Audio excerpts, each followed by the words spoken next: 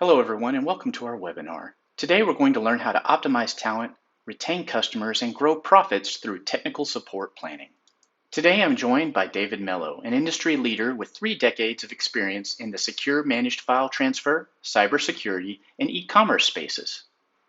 Elya McLeave is a dynamic force of nature who has redefined service operations across the globe. After years of work in the corporate sector, Ella founded Innovorg, a SaaS firm dedicated to helping customers align their workforce and partners with business outcomes. Next up, we have Saxon Clay, Senior Manager of Technical Support at WebPros, pinch hitting for Jesse, their CXO. Saxon has been involved with technical support his entire career. Saxon survived the Scrum Wars of 2010 as a certified Scrum Master and certified product owner. After the merger, Mr. Clay has been promoted to Senior Manager of Technical Support and has been with cPanel WebPros for about 5 years and in technology for 10. Last of all, there's me, Eric Ellis. I'll be your host today and be helping you in the QA sessions. Take it away, David. So, hello everyone, and welcome to the webinar. As far as today's agenda goes, I'm going to kick it off and give you some high-level thoughts about technical support and about being customer-centric, as well as a little bit of an update as to what we've been doing here at CloudLinux in regard to our support organization in the approximately 18 months or so that I've been here, and kind of set the overarching theme for today's session. Then I'm going to hand it off to my very good friend, Elya McLeave, CEO of Innovorg, to talk about workforce optimization. You want to listen to that closely. And then when Elya is finished, she's going to hand it over to Saxon Clay, my new friend, Senior Manager of cPanel Tech Support, who will dive into Knowledge-Centered Service, or KCS. Also very interesting. And after that, we'll hopefully have a little bit of time left for Q&A. So I'd like to ask you to hold your questions until the end of the presentations. Thank you. So when I joined CloudLinux about 1.5 years ago, our CEO and I talked about elevating the importance of the post-sale customer experience within CloudLinux. That's why I have this kind of funky, cool title of Chief Experience Officer, or CXO, because we want to emphasize the significance of what support means to the business and its future. So we wanted to give it a seat at the C table. And this is topical because the paradigm of the customer-vendor relationship has evolved over the last several years. And according to a recent Salesforce study, for example, both businesses and consumers now expect companies from which they buy to understand them at a level they did not previously expect, quite frankly. So from a business perspective, this means that you can't just sell a product or service and then leave the customer on their own. You need to be cognizant of the importance of the product or service to the customer or the customer's business, and help them maximize the value of their purchase. Much of this is driven by the ease with which customers can switch vendors or suppliers, which is in turn largely driven by technology improvements. And because customers can easily switch, they'll do exactly that due to poor service or support. So customers will also still leave, obviously, if the product or service quality is poor, but the emphasis on support has increased. So the bottom line is, businesses with great support will be able to drive more revenue and higher profitability. But it's obviously not just post-sale support and service that affects a customer's experience and therefore their likelihood of staying loyal to a specific vendor. The entire organization, in my opinion, needs to become what we call customer-centric. So what does that mean? It means that whatever a company does in every decision it makes, they need to keep the customer top of mind. That seems pretty remedial and obvious, but the reality is that many organizations don't do this. Many organizations tend to look at solving certain problems as independent of the customer. So, for example, if there's a new back office process that they want to implement, which maybe saves time or money, they should pause and consider what, if any, impact this may have on a customer downstream, which is not always obvious. So, for example, maybe an organization wants to implement a ticketing system that's more efficient internally, provides better reporting, maybe less expensive than their current system. That sounds great, but what if this new system also requires customers to now add an additional step or two in order to, let's say, log a support incident? What's the impact of that additional customer effort? Is it minimal enough that the organization should move forward with the new system anyway? Or will it reduce customer satisfaction rate by an unacceptable margin and therefore cause some customers to leave? The customer perspective is not obviously the only factor in a decision, but it needs to be a primary factor. And another point I want to make is one thing I've learned through decades of experience in customer-facing roles, and Eric, you dated me there. I look a lot younger than I am, I hope, is that you want to know what customers think. All you have to do is ask them. So for the ticketing system example I gave, it may be prudent, for example, to first survey customers as to their opinions in regard to the new system and get their feedback before moving forward. Obviously, companies are not going to do that with every single decision they make, but they can at least think from a customer's perspective before making major decisions. And you know what? It's possible your company's already doing a good job in this regard. But the point is that it's likely you can improve.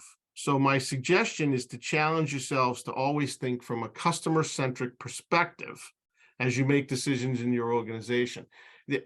Many of you probably heard the old business adage that says everyone in the company works in sales, which of course means, we all need to help drive revenue growth. And that's true.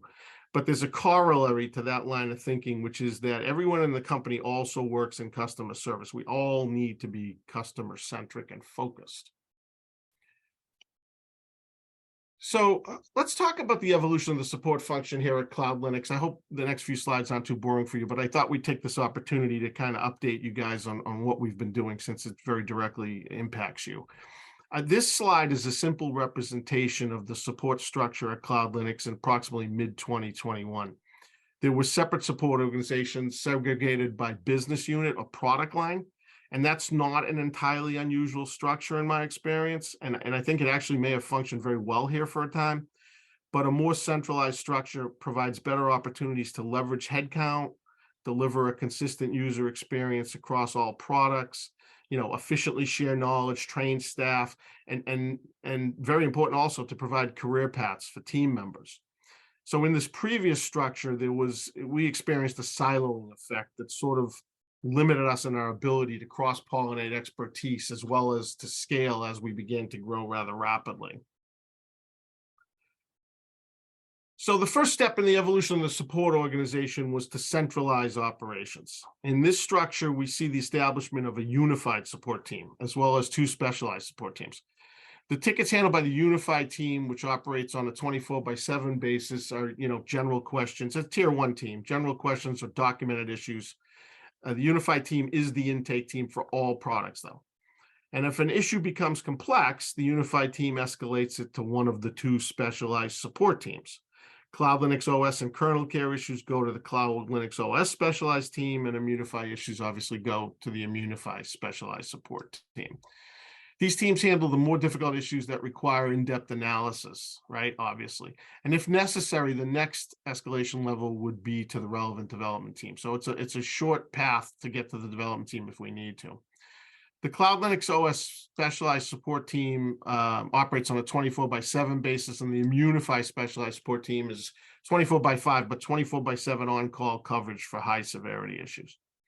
And also the specialized teams are responsible for providing escalated support for key partners such as cPanel, which does not flow through the unified team, goes directly to the specialized teams. Major metrics that we look at for these teams on an individual and overall basis are response time, resolution time, and above all, customer satisfaction. We track a lot, like you guys probably do. We track an awful lot of metrics, but I think in my experience, you have to prioritize. There's a rule of 3 an old mentor of mine taught. You have to prioritize 3 things. Otherwise, you're looking at too many things, and you may be some of the metrics may be at odds with other metrics. So you want to focus on the most important things. This centralized structure has allowed us to better leverage our talent, provide consistency of quality. So this reorganization was the first step in establishing a foundation upon which we could build. And we have built, and we continue to build on that centralized structure. At the base of the foundation, you now see we've dramatically upgraded our self-service capabilities. This is good for the customer base because studies have shown that many technical customers, such as ours, would prefer to consume their support in this manner. And that's obviously available 24/7 by 365. It's also good for us because in the long run, this is a less expensive cost per incident model, right? and we can pass those savings on to customers. So it's a virtuous circle, as they say. This project is heavily dependent, though, the self-service project, upon the success of our Knowledge-Centered Service, or KCS initiative. And Saxon's going to give you a lot more information about that a little bit later on in the presentation. So through our establishment of an education services team, which we added to the global support department, we've added you can go back, Elya. I'm still on the previous slide. Yeah, we've added a quality assurance component with coaching, as well as improved onboarding for new team members and ongoing training for existing folks. We also incorporated the billing customer service team into our department so that customers don't need to get bounced from group to group to get their issues resolved and questioned and answered. Again, customer focus, customer centricity. In addition to our existing metrics, our project management team has begun to measure customer effort, which is a metric that has become quite popular because it's a measure of how hard it is for customers to work with us. And as we know, this is a major factor in customer loyalty. And in 2023, we're just about to launch a customer success management option, a CSM option, to our support offerings for our larger customers and partners. Intent for this role is to provide a proactive, relationship-based, consultative approach to support for a limited set of assigned accounts. This is an expensive delivery, so we want to limit it to the accounts that really need it. And this is rather than the reactive transaction-based model that works just fine, really, for the majority of our customers. CSM will understand the customer's infrastructure, internal processes, and business needs, and will ensure timely resolution of all issues that they may have with our products. CSM will also ensure that assigned customers are able to maximize the value of their products and services, and will provide actionable voice of the VIP customer information through proactive interactions with the assigned accounts. They'll also be an advocate internally for customers in regard to feature requests and product roadmaps. Next slide. So as I mentioned, we built an education services team. I see this team as foundational to everything we're doing. This is a supporting function within the global support department. Ultimate responsibility of this team is to provide for knowledge management, which again is very important. You're going to see that in the KCS part of the presentation. QA and coaching, employee training. Pretty soon we're going to have customer-facing online training. I think some of you will be interested in that. This team is designed to gather existing knowledge, evaluate it, and create opportunities for coaching to improve skills, as well as to build a scalable knowledge system that will contain all necessary materials in a single place. The education service team is really designed to improve the performance of the support teams, the live support teams, and by doing that, also improve the customer experience. And an additional benefit team like this is if it's done well, it also tends to improve job satisfaction for our internal team because they're getting growth. Next slide. The coaching QA effort, I mentioned that, is aimed at improving the customer satisfaction rate by focusing on both the hard and soft skills of our support agents. The way this works is we do ticket sampling every week. We generate a report with recommendations for improving the customer experience based on a set of defined criteria. And then we schedule coaching sessions with either a team or a specific individual to make improvements. On the left side of the slide, you can see a diagram of the process, which I'm happy to talk about in more detail if anybody wants to contact me. And on the right side is a snippet of an example QA report. Right now, we're sampling about 10% of all tickets, but we just recently expanded the team so that we can sample 20 to 25% of tickets moving forward. So that's really it for my piece. So that's just a kind of a high-level overview of what we've been working on, hopefully improve your customer experience. But I want to get into the meat of our talk today, which we think may provide some real value to you as you evaluate and improve your own support functions. So the specific theme of today's webinar is about optimizing talent and knowledge in your technical support organization to provide a superior customer experience, which in turn will ensure high customer satisfaction and therefore retention, and also provide you with potentially more upsell opportunities. So this is all really about providing value to your customers, which of course results in increased monetization opportunities for you. As Eric mentioned, and I won't take up too much more of your time, but we have two absolutely outstanding presenters today, both of whom are experts in the subjects about which they will speak. First up will be Elya McLeave, CEO of Innovorg. He's going to talk to you about improving technical teams through workforce optimization, something we're also doing here at CloudLinux, by the way. And then Elya will pass the baton to Saxon Clay, Senior Manager of cPanel Technical Support, who's going to talk to you about KCS, Knowledge Centered Service. We'll see where we're at from a time perspective after Saxon speaks, but hopefully we'll have time left for Q&A. So without further delay, I'll hand it over to Elya. Thank you, Dave, so much. Well, first of all, hello, my name is Elya. You already heard a couple introductions there. I'm really excited to cover the topic of workforce planning, workforce optimization. We had a pleasure to work with Dave and CloudLinux team for the last couple years, and we've been using and applying the framework that I'm going to be covering today on the call. Hopefully, all of you will walk away with a lot of value from all of the presenters that you have here. The subject of workforce planning and workforce optimization is super important, especially now with the rapidly changing world and the macroeconomical situation that we're seeing unfolding. A lot of companies are actually now going back to the drawing board, trying to figure out what they have and is it effective, is it sustainable in upcoming years to come.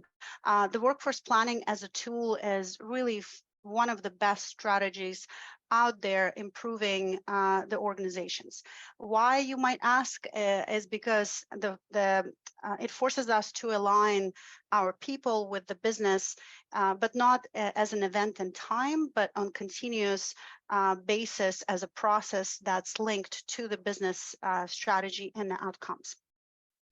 And the timing couldn't have been more important because, as Gardner really put very well end of last year, that there's a true crisis happening in our cloud industry when it comes to the cloud skills gap. Many organizations today are in the situation where they're looking to bridge the cloud skills gap through consulting agencies and service providers. And definitely a lot of companies are pursuing outsourced workloads, and that puts in turn much more pressure on the service providers. In fact, service providers are struggling to fulfill the demand as we speak, which leads to both project delays, at time service providers throwing less qualified staff into the mix in order to meet those contractual obligations that they have and grow revenue. I do believe that we are rapidly reaching the point where the skill gap is not only endangering their ability of individual organizations to fulfill their cloud computing ambitions, but we might begin to see systematic back off from the cloud computing ambitions if the situation is not addressed. But as they say, where there's a problem, there's an opportunity, and I'm a strong believer that the companies that are able to align with the customer demands and are able to optimize their workforce timely will definitely come out on top, because the demand is definitely there from the clients. Now, for the purposes of this discussion, I wanted to give you a definition of workforce planning. I'm sure your company has its own definition that you apply, but fundamentally, if we bring it to the core, the workforce planning is all about having the right people with the right skills and the right roles at the right time and at the right cost. In other words, it's a strategic alignment of your human capital with your business. The process of workforce planning is quite engaging, and it involves analyzing the current workforce. You need also to look at the future workforce needs and then identifying the gap between the two, and then creating the plan of action. In fact, most companies apply the 4-step process when it comes to workforce planning. And the first thing, starting with the supply analysis, where you look at your staffing levels, you look at your current skills, you look at workforce demographics and trends. On the demand analysis side, you look at the workforce skills needed, staffing patterns, workload changes anticipated. And then you compare the two, supply with the demand, and you have the gap analysis, and then you develop the plan of action that includes recruitment, succession planning, employee upskilling and reskilling, and organizational changes that you need to apply. In my many years of operations, I have spent almost 20 years as an operator. Before I became a founder myself, building the SaaS product, I observed a systematic issue managing the workforce plan. In fact, in most companies, course, HR and finance holds the keys to the workforce plans, and operation leaders end up providing information on, the volume of, let's say, tickets that they're dealing with, right? And the headcount that they need. But they're not necessarily looking at the most critical element that's driving the workforce planning is the skill element. Skills are at the core of any workforce planning and optimization strategy. Now, you might ask why such a little attention is being given to the skill gap. In my experience, it's a pretty complex subject for a lot of, especially service providers, to take on, because the average landscape of a service provider consists of thousands of fragmented skills and certifications.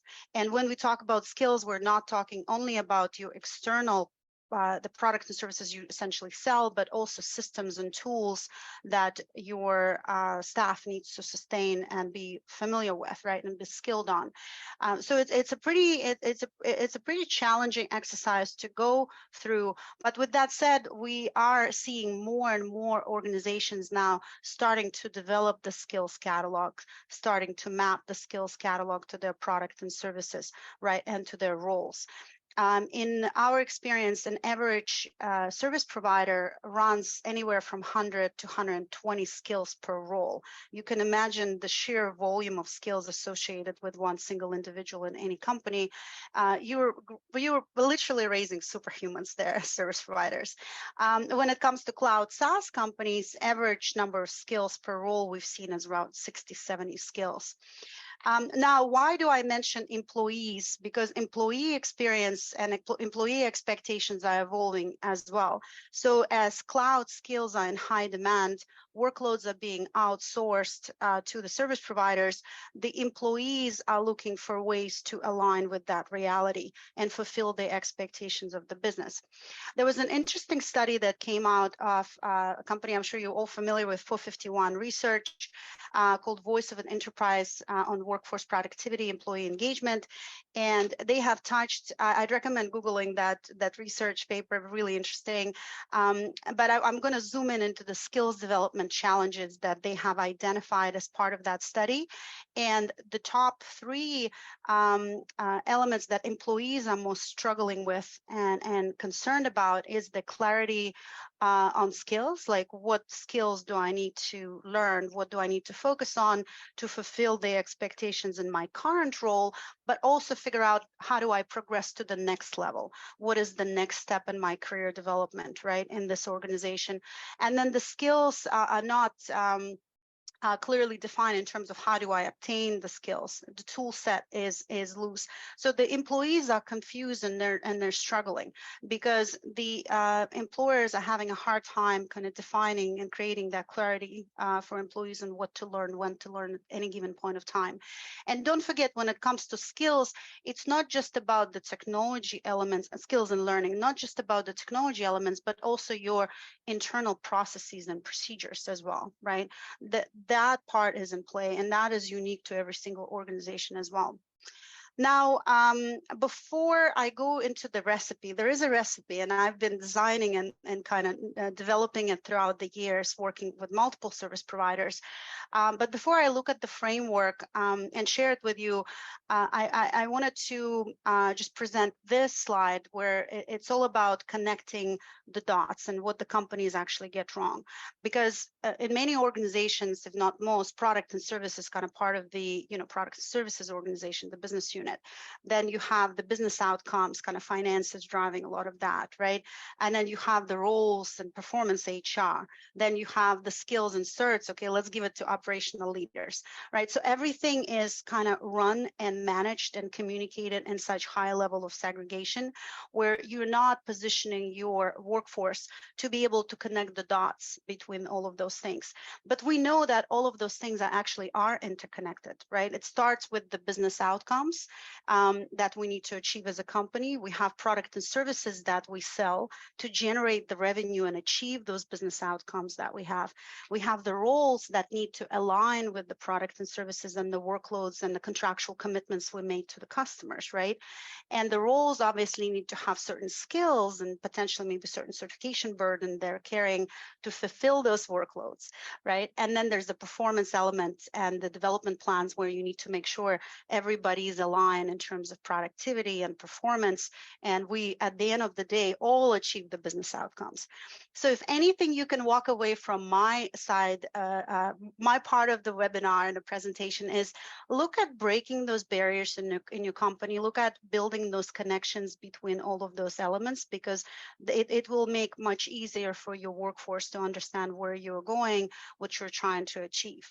Now, there is a framework that I have actually started developing back in early 2000s because I was an operation leader, always trying to figure out, okay, here's what the business is asking, here's the resources that I have, here's the staff that I have, here's my staff's expectations. So how do I bring it all of that together, right? So the very first step in the process is identifying the skills gap.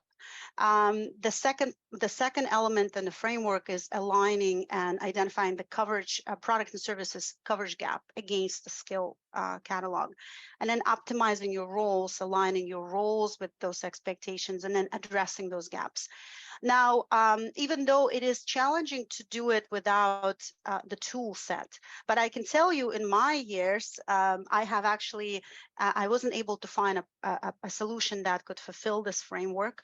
And I was running a lot of those things in Excel spreadsheets and semi-automated fashion and whatnot.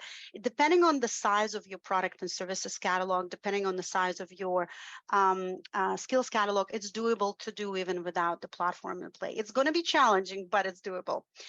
Now, this framework actually became the foundation for the company that I have built called Innovorg, right? And what we essentially do, we enable the companies to align their talent with their business outcomes.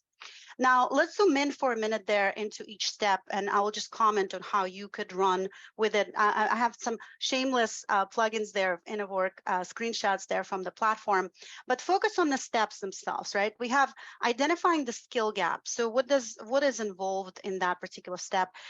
You need to, first of all, inventory and catalog your technology list, right? What type of technologies are you running with? And we're talking about external and internal, right? You need a list, and then you would develop the inventory of your skill categories and skills that are associated with those technologies. The big thing about the skills is make sure the skills design is aligned with the utility. It's not about what you know, but more about what are you able to do with that particular skill, right? It's outcome based. And then once you design the skill catalog, and I've seen some companies attempting it in Excel spreadsheet. I was one of those companies a while back. You'll need to map the skills to your roles and set the competency targets per skill per role. So that's really, and then assess. So you need to evaluate where your staff is at today, just to identify the skill gaps. Ideally, your skill catalog should be aligned with your product and services catalog. The skill catalog generally has elements of internal skills, which is your, internal systems and tools ecosystem, right? So, and then you have external products and services. So ideally, the external elements of the skill catalog cover your product and services that you sell, right? And all of that comes together. So you need to be able to compare your skills with your product and services and identify how well covered certain products and services are. Are we lacking staff with any of the services and products that we have? Because that will enable your product team, your HR team, and finance to make the right decisions when it comes to workforce planning and hiring, right? Because that's from a hiring perspective, you need to figure out, do we have the talent? And then do we upskill, do we cross skill, or do we hire from outside? Most of the companies do have product and services catalogs, and I've seen a lot of them being held in Excel as well in many service providers. Now, the next step is optimizing the roles. What I have seen in many organizations, the roles are represented by just the role description, but we all know there's so much more to a role, just the description, right? The role essentially needs to have the elements of the skills, what type of skills are associated with a particular role, and you need to look not only in the technical skills, but soft skills, functional skills, and obviously technical skills. And then there's an element of development plans or objectives for that particular role and individuals in this role for a year.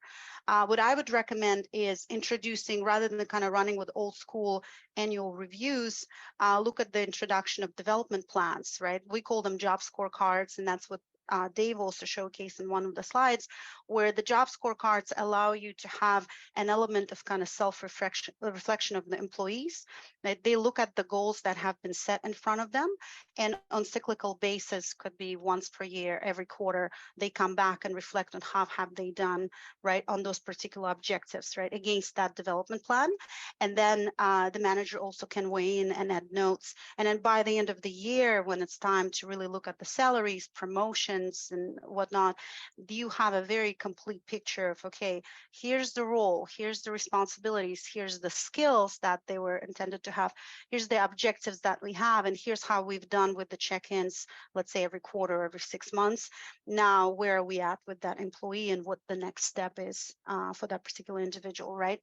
And then you can obviously zoom out and look at the entire team and see how the whole team is doing. So just keep in mind that the role is not just about the role descriptions, but the skills, the certs, and accountabilities, objectives associated with each role. And it applies really to every single department. It's not specific just to technical support, but technical support definitely can benefit with them greatly. And the last thing is addressing the skill gaps. I think, if anything, I'd like to mention that try to look at opportunities to create adaptive learning experiences where you don't just throw your employees in thousands of sources of content, but you're able to adapt the content to that particular employee with their skill gap in mind, right? Based on the skill gap and based on the development plans, the employees presented with the content that's relevant to them and relevant to their plan of progression in the company, right? And hopefully there is the plan, okay, you are in tier 1 right now. Next year, we would like you to build up to the tier 2 level. So here's the content, here's what you need to learn. And then there's refresher training that I think is really important that a lot of companies are struggling with, where refresher training on internal policies and procedures is also a big element, and it needs to be part of the learning experience as well, right? Because I've seen organizations where, you know, they get onboarded, onboarding is great, they get introduced to processes, but they never revisit those processes, and then things go south and things not fulfilled, but because the processes haven't been reviewed, right?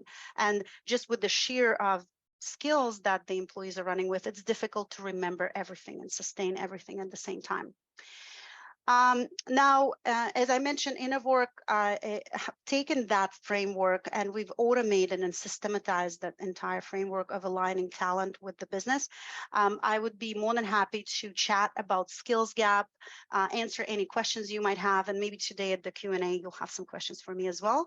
But it was definitely a pleasure to present. Thank you so much for having me. And without further ado, I think we're going to go to our next presenter. Saxon's going to talk about KCS, and I'll let him introduce himself and take it from here. Great.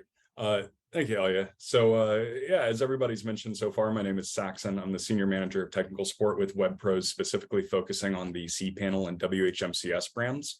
And today we're going to be talking about a concept, a philosophy, a framework called KCS that applies to both knowledge management in terms of knowledge base utilization and optimizing support resources.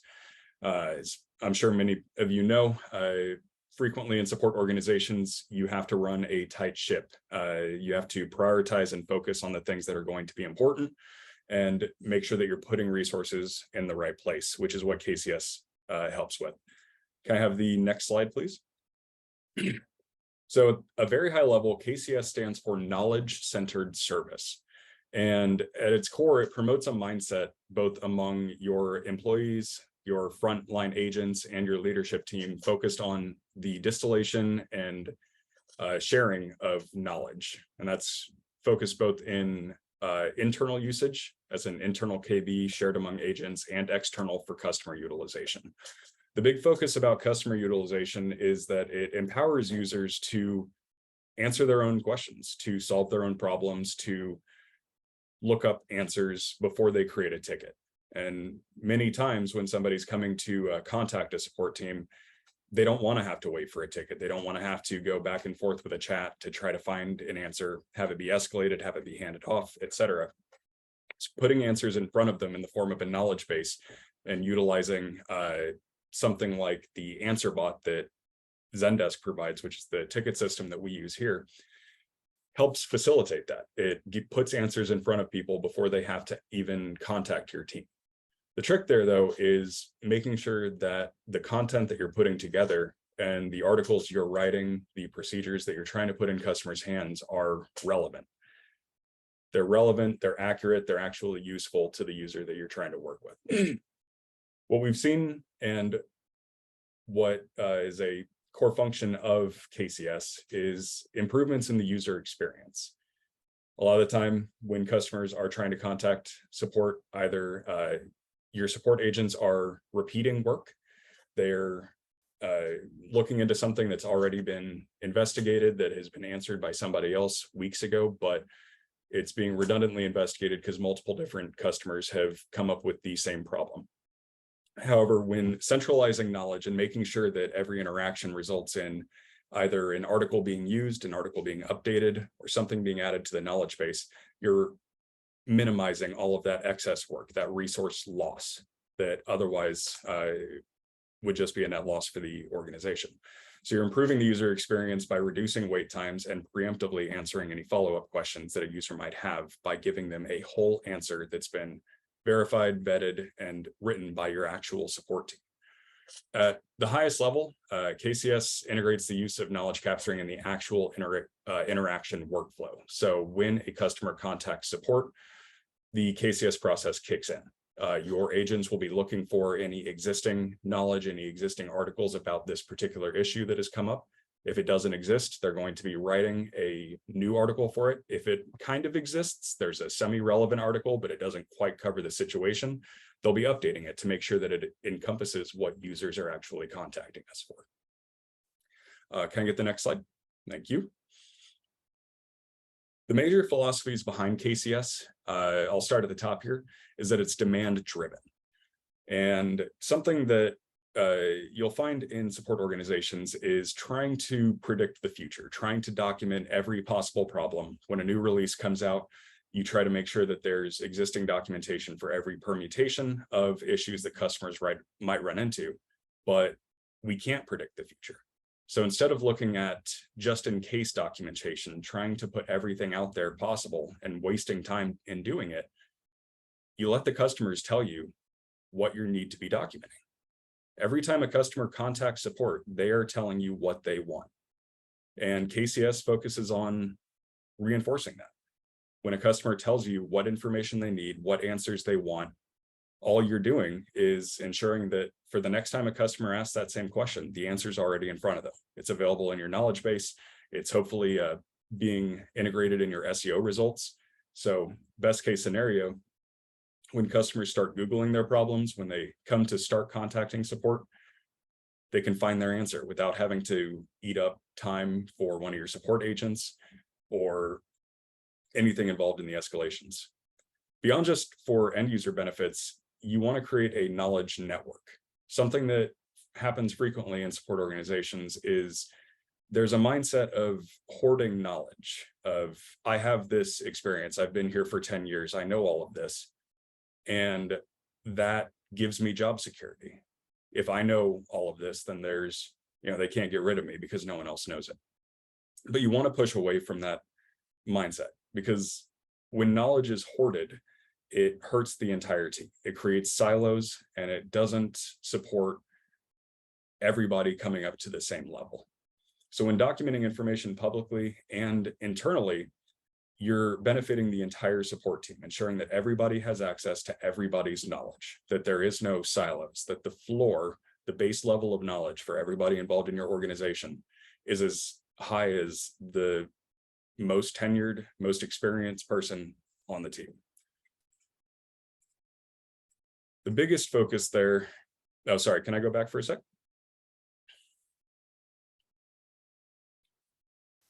The idea that knowledge is intangible is something that is noted in the actual KCS study guides. And it's a concept that I hadn't really encountered before we started pursuing KCS and trying to integrate this into our own teams. But knowledge is not a physical concept. It's not a tangible thing that when you give away part of it, you lose that part of it. The idea that sharing knowledge doesn't mean you have less of it. The person that your knowledge was shared with has gained it, but your knowledge has stayed the same. And all of this goes into the full reinforcement of the double loop. If I can get the next slide. Now, there's a lot to take in here, and I'm going to give a high-level description, but the two sides of the double loop both feed into each other. There's a side for leadership, and there's a side for frontline agents. When you've got frontline agents, you are reacting to incoming user contacts, whether that be a chat, a ticket, what have you. You're identifying the need for knowledge and capturing. You're verifying if that's something that needs to be recreated, if it needs to be updated, if there's improvements that could be made to any article. You are constantly using incoming customer contacts to feed into what documentation exists in your knowledge base. From there, it goes into the leadership's obligation to KCS, which is to reflect and to improve on the overall structure. The focus here is continuous improvement. KCS is not something that is ever finished. It's something that is continually worked at, and there's always going to be a need to further refine your procedures, refine your policies, adapt to changing market environments, changing customer needs, and correct for it. Whether that's removing articles that are no longer relevant, whether it's fleshing out a whole new swath of documentation because of an influx of concerns, you need to make sure that every person on the team, leaders, frontline coaches, and executive sponsors, if it comes to it, is involved and aware of everything that's happening within KCS to make sure that it remains accurate and relevant to your users. Can I get the next slide? Now, KCS is not something that can be implemented immediately. I'm going to go in shortly in how cPanel implemented KCS, but it was a process that took us at least a year in total from start to finish. It's a mindset shift. It is a philosophy in how you approach the concept of documenting information and facilitating self-service for your customers. When you put in the effort and when you go in and ensure that the process rolls out, what you can expect is a reduction in overall customer contacts because you are building up your self-service opportunities. You are putting the information out there for customers to answer their own questions before they come and contact you. And in relation to that, we've seen about a 15% reduction in our overall ticket volume over the last 2 years, related almost entirely to just our KCS and knowledge base efforts. You'll also see a reduction in overall handling time and the average number of ticket responses as employees share their knowledge, both among themselves and with their customers. We've seen, again, about a 15% reduction in the number of times a ticket gets reopened. And that encompasses whether customers are coming in with follow-up questions or the initial response to the ticket simply didn't correct the issue. You're stopping those gaps, you're avoiding wasted effort and wasted resources so that they can be focused in more appropriate places. Can I get the next slide?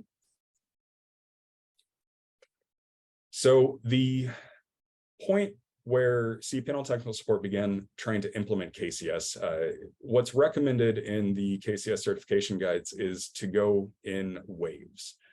There are 4 primary waves. It is focusing planning and design, adoption, leverage, and maximizing uses. So what I want to walk through here is a bit of how we went into KCS as well as pitfalls that we encountered, stuff that realistically could have been done better upon initial implementation, in the hopes that for anybody else in the audience today who's going to be moving forward with this kind of implementation, that you know a little bit better than we did at the start. So in summer 2019, we appointed a program manager, someone that is referred to as the KDE, who went through KCS certification. There's a long study guide, test, everything involved with it, associated with a executive sponsor and everybody in the support leadership team. That was all supervisors and technical team leads, to a group called the KCS Council. That's something that you'll run into frequently when trying to work on your certifications. Everyone got together to lay the groundwork for how to integrate the framework into our existing organization. For a bit of context, cPanel support has been operating for over 20 years, and there was almost no outgoing documentation from the support teams. Documentation was simply technical documentation for the product, or occasionally small guides written that would be posted to the forums. The necessary focus for the leadership team is to ensure that you create a vision that is compelling. When undertaking a fundamental shift like this, especially if you have a team where the knowledge hoarding mentality is already in place, if the vision isn't compelling, if the plan isn't well communicated, if the value isn't demonstrated of moving to something like this, you will get pushback. You will get people who don't want to go through the effort, who don't want to give away their knowledge. So you need to ensure when you make this plan and you make the vision, the focus is on what the benefits are going to be for everybody. For your team, it is less tickets coming in. It is less redundant tickets. It's less repeated work, unnecessary effort going into anything. What, looking back, we could have done better in our planning and design stages was to actually include some senior analysts in the initial rollout plan as well. With just the leadership team and KCS program managers, well, we were able to put together an infrastructure that worked out when shared. Without having a voice of the people on the ground floor of the frontline support agents, there were some hiccups that didn't end up getting resolved until later on in wave 2. Wave 2 being adoption. So at this point, we had developed the integration plan and began asking a handful of existing agents to start utilizing this in their day-to-day workflow, to start creating articles while working tickets or having chats. And in doing so, we rose those specific people up to become subject matter experts. With the eventual rollout to the entire team, they would ultimately end up being coaches and assisting the rest of the group in how to start approaching this procedure, how to actually write your articles, how to condense information down and put it in a way that's easy to understand. Having, looking back here, it would have benefited us a lot to expand this initial group. I didn't find it until later, but there's an appropriate ratio of about 1 to 8 coaches to agents when trying to push out a KCS implementation.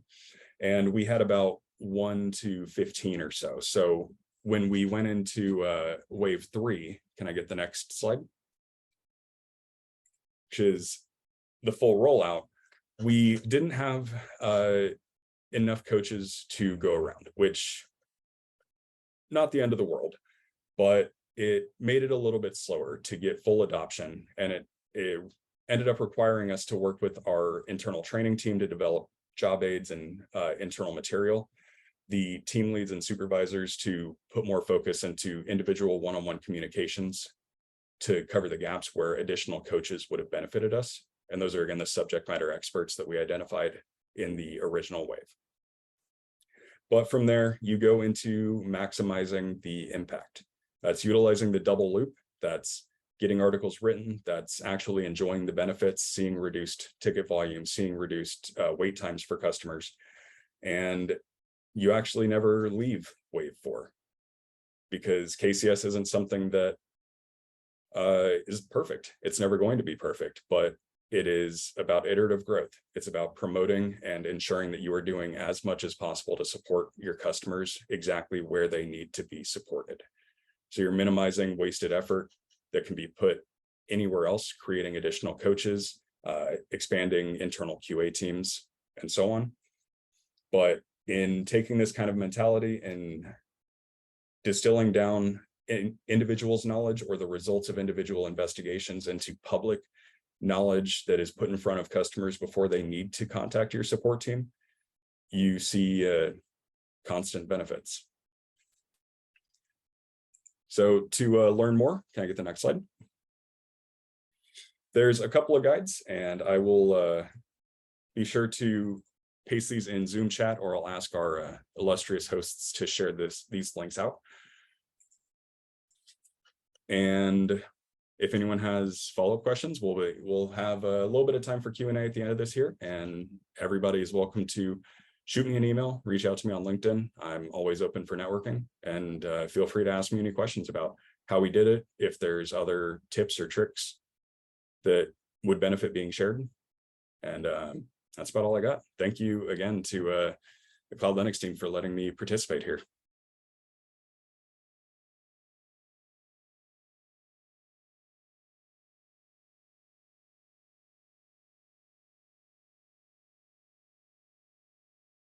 Eric, I think Eric, you're on mute.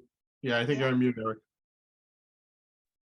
I said this really nice thing, guys. It was wonderful. I just want y'all to know that. Anyway, my apologies. Now is the time to go ahead and ask your questions in the Q&A panel in Zoom. We're going to go ahead and get started and work through those here. The first one is for Dave. What was the biggest pushback on the unified support transition? Yeah, I would say it's just general inertia that you see whenever you have a sort of a major change in any organization. We like everybody, and support engineers might be a little bit tougher, support engineers and developers than others to accept change, because they're very process driven, and once they get knowledgeable and expert on processes, they don't like to change them. But I've found in my career that anytime there's a major change of any kind, you have a very small minority who embrace it.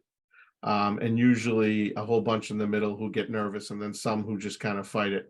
We didn't really have too many people fighting it, but we had a lot of people in that middle who just were nervous and scared and didn't know what to expect.